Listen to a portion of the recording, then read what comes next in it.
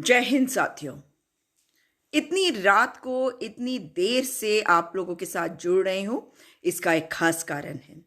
किसान आंदोलन जो बिल्कुल शांतिपूर्ण है, अहिंसक है, उसे हिंसक बनाने की एक साजिश का पर्दाफाश अभी अभी किया गया है। ये पर्दाफाश किया है हमारे किसान भाइयों ने। अभी अभी उन्होंने एक प्रेस कॉन्फ्रेंस करके अभी वे उठे हैं। उस प्रेस कॉन्फ्रेंस में वे एक 21 साल के लड़के को सामने लाए, जो गवाना में जाट आंदोलन में भी इसी प्रकार का कार्य करने के लिए बुलाया गया, उसका इस्तेमाल किया गया और उस समय भी उसने पैसे के लिए काम किया। तो जी हाँ, ये सुपारी दी गई है किसान आंदोलन को हिंसक बनाने के लिए। और उस लड़के ने बताया है कि किस प्रकार से उसने पूरी बात को बताया। मैं उसके डिटेल्स में बहुत नहीं जानना चाहती हूँ कि किस प्रकार से एक लड़की को छेड़ा जाएगा, उसके बाद क्या होगा, वो पूरा डिटेल उसने बताया, पूरी प्लानिंग की किस प्रकार से चार किसान नेता है जिनके ऊपर गोलियां चलाने की बात कही गई है और गोली भी उधर ही से चलाई जानी थी ताकि ये हिंसक रूप दिया जा सके। सरकार के ऊपर आरोप लगाया है हमारे किसान भाइयों ने कि इसे हिंसक उन्होंने ही बनाने की कोशिश करी है। ये साजिश जो है ये उन्हीं की है। बड़ा दुर्भाग्यपूर्ण है कि अन्नदाता जो 60 दिन के करीब से हमारे सड़कों पे बैठे हुए हैं, न्याय की गुहार लगा रहे हैं, सरकार के नुमाइंदे उनको बदनाम कर रहे हैं, अपमानित कर रहे हैं। और मैंने कई ऐसे सरकार के नुमाइंदों को, मैं भाजपा के नुमाइंदे बोलूं या सरकार के, क्योंकि आजकल दोनों में फर्क नहीं है, उन्हें टीवी पे कई बार कहते हुए सुना है कि नहीं, हमारे किसी नेता ने ऐसा नहीं कहा, आपके नेता ही ऐसा कह रहे हैं, आपके तो चुने हुए प्रतिनिधि भी ऐसा कह रहे हैं। और किस प्रकार से इनको आतंकवादी, इनको भ्रमित किए हुए ये खालिस्तानी इन्फिल्ट्रेट कर गए हैं, तमाम तरह की बातें कह रहे हैं। रविशंकर प्रसाद ने इन्हें टुकड़े टुकड़े गैंग तक कहा था, जो बेहद दुर्भाग्यपूर्ण है। तो इसमें आपको बता दूं कि 4 किसान नेताओं को टारगेट पे लिया जा रहा था, पैसे दिए गए इस पूरे कार्य को करने के लिए। इस लड़के को पकड़ने के बाद इसके चेहरे पे एक कपड़ा बांधकर इसको प्रेस के सामने लाया गया किसान भाइयों के द्वारा। किसान भाइयों का कहना है कि ये बेचारा तो एक गरीब परिवार का है, तो इसका तो इस्तेमाल किया जा रहा है, लेकिन ये सब कुछ बता दे और हम पुलिस वालों से भी ये निवेदन करेंगे कि इसके खिलाफ कोई कार्रवाई ना करे। ये बेचारा बच्चा जो है ये 21 वर्ष का है और गरीब परिवार का है। आप समझ सकते हैं कि गरीब परिवार के बच्चों को किस तरह से भ्रमित करके भड़काया जाता है, उनसे गलत काम कराए जाते हैं। मगर ये दुर्भाग्यपूर्ण है। अगर ये सचमुच में इसमें जो साजिश है और जो आरोप हमारे किसान भाई लगा रहे हैं, अगर उसमें जरा भी सत्यता है, क्योंकि भारतीय जनता पार्टी के जो कार्यकर्ता हैं, नेता हैं, वे केवल और केवल, आज भी अगर आप पूरे दिन की सारे न्यूज़ चैनल्स की डिबेट्स खोल लीजिए, उनको देखें तो आपको पता चल जाएगा कि उसमें से अधिकांश जो भारतीय जनता पार्टी के प्रवक्ता हैं, नेता हैं, कार्यकर्ता हैं, वे केवल किसान भाइयों को, किसान परिवारों को अपमानित कर रहे हैं। कोई कह रहा है कि ये इतने अमीर कैसे हैं, आपको शर्म नहीं आती? भगवान से डरना चाहिए। किसी के पास अगर पैसा है, अगर आपकी बुरी नजर उस पर पड़ी है, तो ऐसा ना हो कि भगवान आपका अगला निवाला आपके हाथ से छीन ले। अगर आप सनातनी है तो आप अन्न का सम्मान करते हैं, अन्न का सम्मान करते हैं तो अन्नदाता का सम्मान करना सीखिए। इस तरह की घटिया बातों को करना बंद करें। बार बार जो ये सवाल उठाए जाते हैं, आज उसी की कड़ी में ये नई कड़ी जुड़ गई है, जहां पे इस 21 साल के लड़के को पकड़ के अब पुलिस को देने की तैयारी है।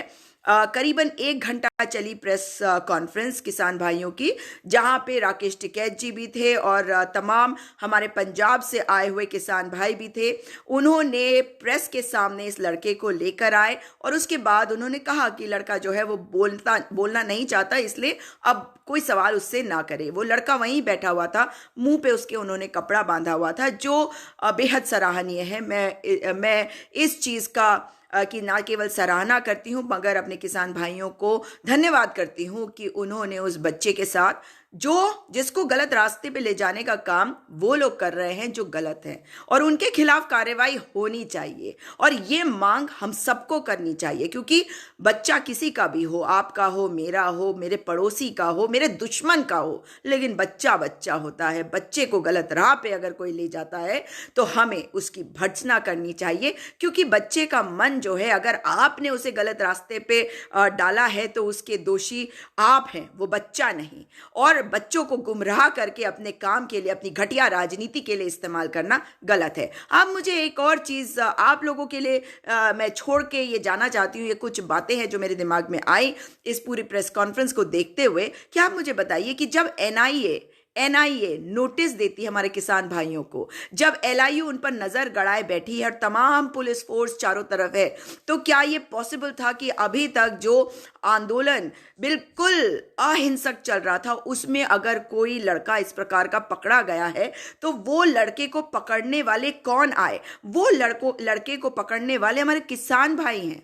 उन्हें ना तो पुलिस ने पकड़ा, ना एनआईए ने पकड़ा, ना एलआईयू ने पकड़ा। तो ये लड़का यहां कैसे पहुंचा? एलआईयू के पास ये खबर नहीं होगी क्या? इतना बड़ा आंदोलन है, अगर ये हिंसक हो जाए तो आप समझ सकते हैं ना कि क्या हो सकता है। तो सोचिएगा इस बात को कि इतने बड़े आंदोलन में ये लड़का वहां पे पहुंचता है और इस तरह की साजिश को रचा जा रहा है, और हमारी एलआईयू ये नहीं बता पा रही, उनके पास इंटेलिजेंस नहीं है कि कुछ ऐसा गलत होने वाला है। तो इसका मतलब आप समझ रहे हैं ना, उंगली सीधी सरकार की तरफ घूमती है। सरकार को साफ तौर पे सामने आके बताने की कोशिश करनी चाहिए। मैं सरकार को एक और चीज के लिए आगाह करना चाहती हूं। आप किसानों को बदनाम करने के साथ साथ आप देख रहे हैं कि आप हार रहे हैं, तो आप लोगों को भ्रमित करने के लिए अर्नब गोस्वामी वाले मैटर को हर टीवी चैनल पे दिखाने की कोशिश अब कर रहे हैं। लेकिन अगर किसी ने देश की नेशनल सिक्योरिटी, राष्ट्रीय सुरक्षा के साथ खिलवाड़ किया है तो उसे जेल में डलवाइए, उसके ऊपर कार्रवाई करवाइए। एनआईए वहां जाके कार्रवाई नहीं कर सकता अर्नब गोस्वामी के ऊपर। एनआईए को आपने भेजा है हमारे किसानों के पास, नोटिसेस उन्हें थमा दिए हैं, उनके खिलाफ कार्रवाई करेंगे। ये जो लड़का आया, इसके साथ कौन है, इनके पीछे कौन है, क्या सत्यता से आप कार्रवाई करेंगे, जांच करेंगे और बताएंगे कि इसमें कौन कौन इन्वॉल्व है? अगर जो बड़े नाम हैं इनके पीछे वो आप सामने नहीं ला पाते तो आप ये समझ लीजिए कि आप चीजों को छुपा रहे हैं। क्योंकि अगर इस वक्त किसान आंदोलन को बदनाम कर रहा है कोई, तो वो है केवल भारतीय जनता पार्टी।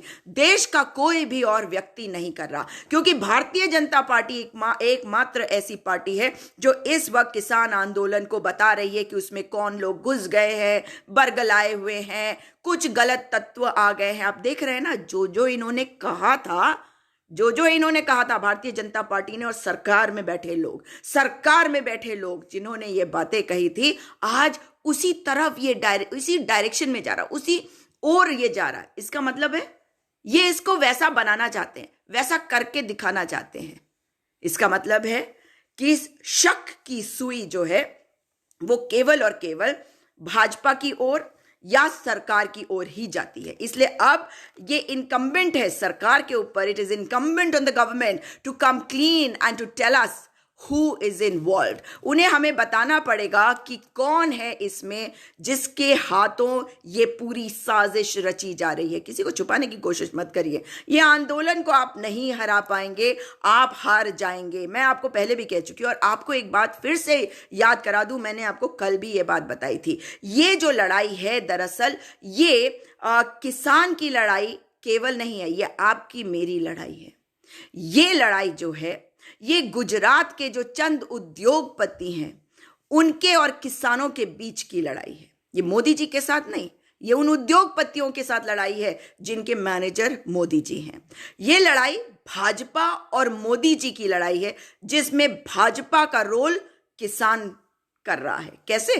क्योंकि इनमें से बहुत सारे किसान ऐसे भी हैं ना जो भाजपाई कार्यकर्ता हैं, जिन्होंने भारतीय जनता पार्टी को वोट भी दिया है, ये उनके कार्यकर्ता भी हैं। तो ये अच्छी तरह से जानते हैं कि इनकी वर्किंग कैसी है, और इन्हें इस बात का दुख है कि मोदी जी द्वारा इस पार्टी को हाईजैक कर लिया गया है। तीसरी बात, ये लड़ाई जो है उद्योगपति तो हैं ही, वो जो चंद उद्योगपति हैं गुजरात के, उनके और रेस्ट ऑफ इंडिया के बीच की लड़ाई है। समझ रहे हैं ना आप? और इस लड़ाई को लड़ रहा है आपका और मेरा किसान भाई, आपका और मेरा अन्नदाता, इस देश की रीढ़ की हड्डी, इस देश का धरती पुत्र।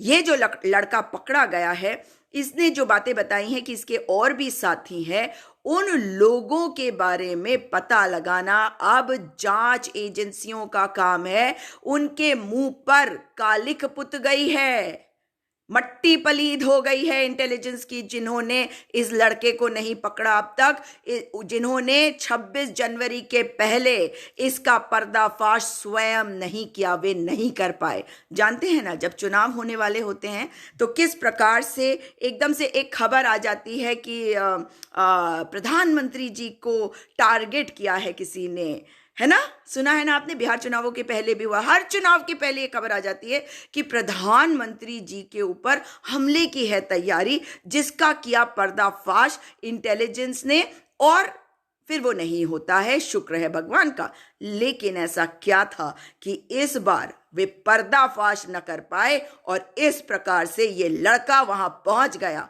इस लड़के को वो ना पकड़ पाए। इस पूरी साजिश का पर्दाफाश पुलिस नहीं कर पाई, एलआईयू नहीं कर पाई, इंटेलिजेंस जो है वो नहीं कर पाई, देश की इंटेलिजेंस, लोकल इंटेलिजेंस ही नहीं, देश की इंटेलिजेंस। कोई इंफॉर्मेशन उनके पास नहीं है। एनआईए नहीं कर पाई। जब एनआईए ऑलरेडी इस आंदोलन में कह रही है कि कुछ गलत लोग जुड़ गए हैं, तो भी नहीं कर पाए। किस चीज का इंतजार कर रहे थे? इंतजार था कि 26 जनवरी आए, ट्रैक्टर रैली में हिंसा हो और आप किसानों को बदनाम कर सके। फिर जोर जोर से चिल्लाए भारतीय जनता पार्टी के प्रवक्ता हर टीवी चैनल पर आकर कि ये हम तो पहले ही कह रहे थे, ये किसान नहीं है, ये चंद किसान है, इनके बीच में खालिस्तानी पाकिस्तानी आतंकवादी टुकड़े टुकड़े गैंग है। पर फेल हो गई सरकार, फेल हो गए आप, जीत नहीं पाएंगे। याद रखिए, ये गुजरात के वो चंद लोग नहीं हैं जिनको आप दबाने की कोशिश कर सकते हैं, जिनके ऊपर आपने राज किया, कई कई सालों तक सत्ता संभाली, वहां के लोगों को दबा सके। ये भारत देश है और भारत देश के लोकतंत्र में भारत देश के अलग अलग रंग है, अलग अलग जाति, समुदाय, भाषा, वेशभूषा, लेकिन वो सब एक हैं। और इसके लिए आपको और मुझे धन्यवाद करना होगा अपने किसान भाइयों को।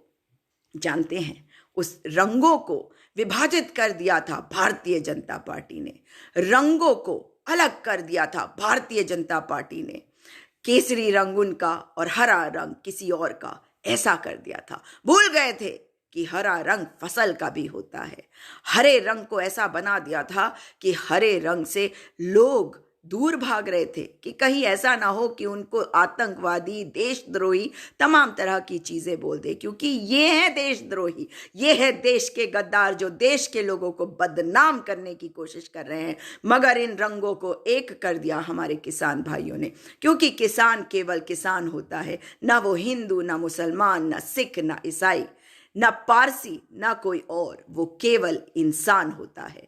उस इंसान से सीखने की आवश्यकता है। ये जो घटिया राजनीति है ना, इस घटिया राजनीति से हमें लड़ना है। हमारी असली लड़ाई मित्रों जानते हैं किससे है? इस घटिया राजनीति से। जिस राजनीति को ये घटिया कह रहे हैं, सोच के देखिए कि क्या हम आज आजाद होते अगर हमारे उस समय के जो स्वतंत्रता सेनानी थे, अगर वो भी यही सोचते कि हमारी लड़ाई जो है वो आपस में होनी चाहिए, हम एक दूसरे को बांटे। उस समय अंग्रेज हमें बांट रहे थे और हमारे स्वतंत्रता सेनानी हमें एक कर रहे थे। उस समय अंग्रेज थे, मगर आज वेस्ट इंडिया कंपनी है। उस समय हम किसी बाहर वाले से लड़ रहे थे।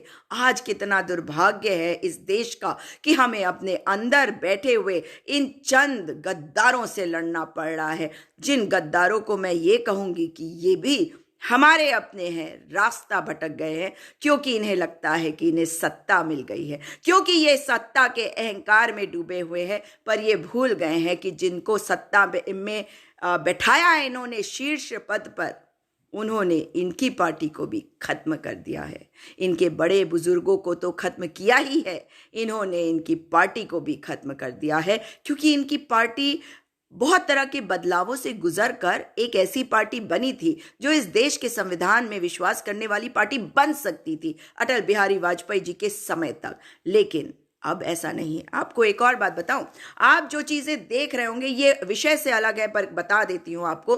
दो बातें बताना चाह रही हूं, फिर भी दोबारा बताऊंगी, याद रखिएगा इस बात को। योगी आदित्यनाथ अजय सिंह बिष्ट भगवाधारी हैं। हमारे संविधान के हिसाब से वे प्रधानमंत्री बन सकते हैं या नहीं? भारतीय जनता पार्टी उन्हें कभी भी प्रधानमंत्री कैंडिडेट घोषित भी नहीं करेंगे, बनाएंगे भी नहीं। अगर वो किसी को बनाएंगे तो उसको जो तड़ी पार है, क्योंकि इन्हें इंटरनेशनली उस व्यक्ति को दिखाना है जो भगवा पहनकर हिंदुत्व वाला ना दिखे। समझ गए आप? ये है इनका खेल। और भी बातें बताऊंगी उनके ठाकुरवाद को, उनके एंटी ब्राह्मण स्टांस को खत्म करने के लिए ये लेके आए हैं अरविंद शर्मा आईएएस को उत्तर प्रदेश में।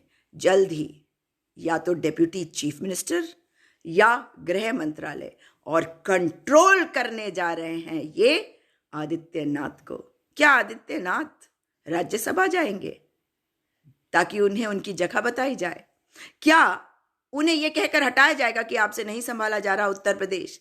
और क्या वहां पर बैठाया जाएगा किसी दलित चेहरे को मुख्यमंत्री बनाकर? सोचिएगा, आने वाले समय में ये सारी चीजें देखने को मिलेगी। देख लीजिएगा। बंगाल पे आ जाती हूं।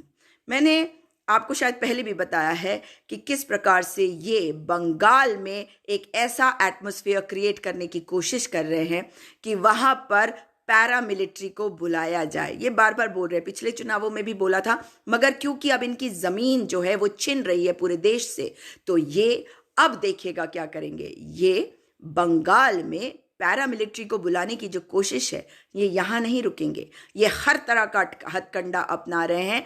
ये सरकार में से लोगों को अगर तोड़ रहे हैं तो आप शायद नहीं समझ रहे हैं, ये तब तक तोड़ेंगे लोगों को जब तक अल्पमत में ना आ जाए सरकार। अल्पमत में आ जाएगी जब सरकार, तो जानते हैं गवर्नर रूल लग जाएगा। उसके बाद सरकार गवर्नर के अंडर आ जाएगी। गवर्नर होंगे हेड, मुख्यमंत्री नहीं रहेंगी ममता बनर्जी तब। और तब ये क्या करेंगे? तब ये अपनी मर्जी के अधिकारियों को भी वहां पे जगह जगह पे तैनात करेंगे, अपने तरीके से पूरा कंट्रोल करके, कब्जा करके चुनाव लड़वाएंगे। देखिएगा आप, इंतजार करते रहिए। सरकार अल्पमत में लाने की इनकी पूरी कोशिश है पश्चिम बंगाल में। उम्मीद कर रही हूं कि ममता दीदी तक मेरी ये बात भी पहुंचेगी, और ये भी उम्मीद है, मुझे यकीन है कि उनको भी ये समझ में आ रहा होगा कि भारतीय जनता पार्टी क्या करने की कोशिश कर रही है। उनकी सरकार को अल्पमत में लाकर, गवर्नर रूल लगाकर, सारे सिस्टम को अपने कंट्रोल में लेकर चुनाव लड़वाना चाह रही है। ये दिखाना चाह रही है कि वो सरकार नहीं संभाल पाई। लेकिन अगर वो सरकार नहीं संभाल पाई तो उत्तर प्रदेश में पहले आदित्यनाथ को हटाया जाना चाहिए, मगर हटाया नहीं गया। उन्हें हटाया जाएगा, जानते हैं ना क्यों? उनको उनकी जगह दिखाने के लिए, क्योंकि वो सब ऐसा चेहरा बनकर उभर चुके हैं जो, अगर आप भारतीय जनता पार्टी की राजनीति को देखें तो प्रधानमंत्री पद के लिए वही हैं उम्मीदवार मोदी जी के बाद, बीजेपी की आइडियोलॉजी के हिसाब से। लेकिन बीजेपी उन्हें अपना नहीं समझते, क्योंकि पहले भी वो बीजेपी के बागी हो चुके हैं। हिंदू युवा वाहिनी बना चुके हैं उन भारतीय जनता पार्टी को ये बताने के लिए कि अगर आपने मुझे टिकट नहीं दिया तो मैं अपनी पार्टी बना लूंगा, आपसे टूटकर अलग होकर अपने दम पर चुनाव लड़ूंगा।